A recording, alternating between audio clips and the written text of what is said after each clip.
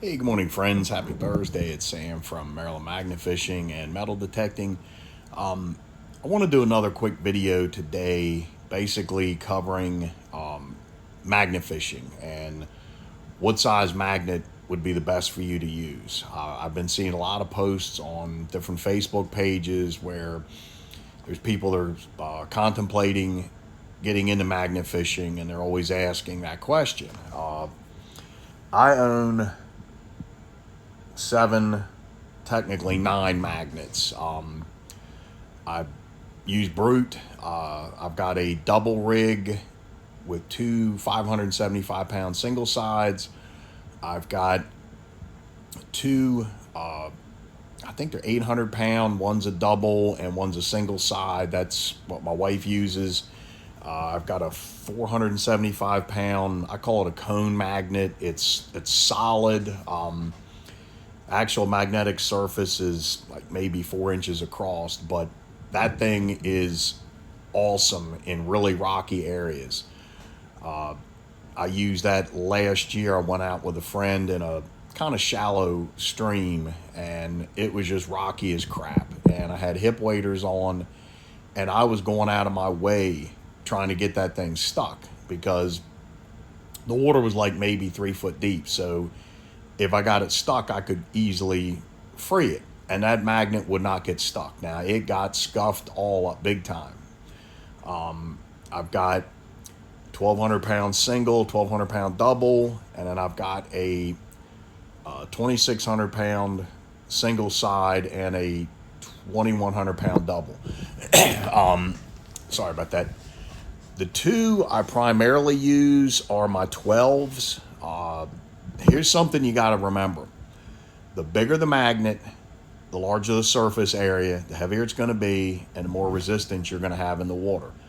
That 2,100 pound single is probably easily 7 inches across and probably 7 to 8 pounds. That thing puts a lot of resistance pulling it up. I've managed with my 26 double and the 2,100 single, I think I've done like 5 hours. And with me being the hard headed that I am, I pushed myself, and I tell you what, I felt it the next day. So I would suggest maybe getting like 1,000 pound. Consider where you're going to be doing most of your magnet fishing. Is it going to be from a bridge or like a fishing pier? Then you would primarily want a single side. You dunk it. Think of what you do with the tea bag. You dunk that in and up and down in the teacup. Now, if you're going to go someplace, you can also use double sides. So most of the time, I'll take my 12s out. I've got a big, it's called a hearted case. I'm sure you all have heard of Pelican cases. Well, hearted cases, military uses them. They're not as sturdy. They're not waterproof, but I got one fairly cheap off eBay, and I keep my two big magnets in there, and that'll be in the back of my Jeep. So, if I happen to lock onto something that neither the 12s can dislodge, then I will break the big boys out. But one thing Captain Aaron's developed, he uses just I think it's an 880, I'm sorry, single side. If he locks onto something and it keeps popping off, he just sits there and just works back and forth. He'll move a little bit, and he'll work on stuff just to free it up out of the mud. We've learned that, I guess, that patience from hunting years and years. But that's what he does. That magnet's perfect for him because using anything heavier, it's going to really put a hurting on his back. I'm trying to think what else I could discuss, but just start out small, and do your research. I use the heck out of Google Earth.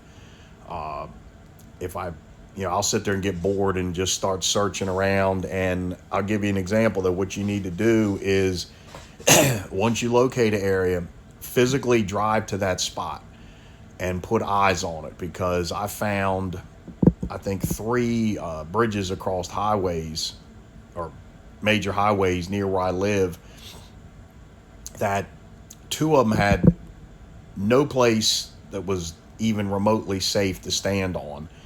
And the third one, there was nowhere to park. You've probably seen some of my videos, my little wagon. I wasn't going to drag my stuff like a quarter mile to a magnet fishing. I'm just not that dedicated. But, that just saves you a lot of time, because here you go, you see a spot. Another example, we went to Suicide Bridge. Google Earth actually made it look like that bridge was 2 foot above the water when it was, I don't know, probably 10 foot. But, do that.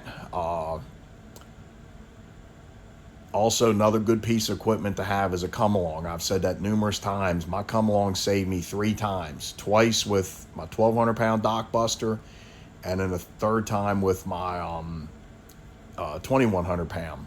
And both times, all 3 times they were stuck. Either Cat Marin or I, or the first time my friend and I pulled, and we're both big boys and we could not budge them. I cringe when I hear people talking about hooking up to their vehicle. If that's what you want to do, by all means, go ahead. But I posted a video from a couple weeks ago where I got my 1,200 stuck to a column on a little bridge. And the really nice thing about a come along, it's slow. So when it pulls, the magnet probably popped 2-3 feet off the bridge. Where you get in a vehicle and that bad boy, you're going to put tension on the rope. So think when you stretch out a rubber band. And when that magnet comes loose, that thing's going to come flying back. It could hit your vehicle, could hit you.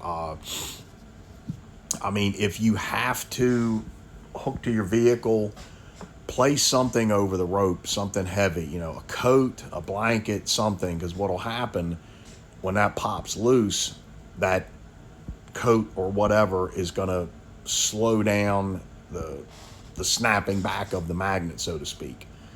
But that's a couple good tips. I'm going to keep doing the shout outs. I've been getting a lot of good feedback. Again, I'm not doing this for a pat on the back. I'm just trying to help out other small channels like myself.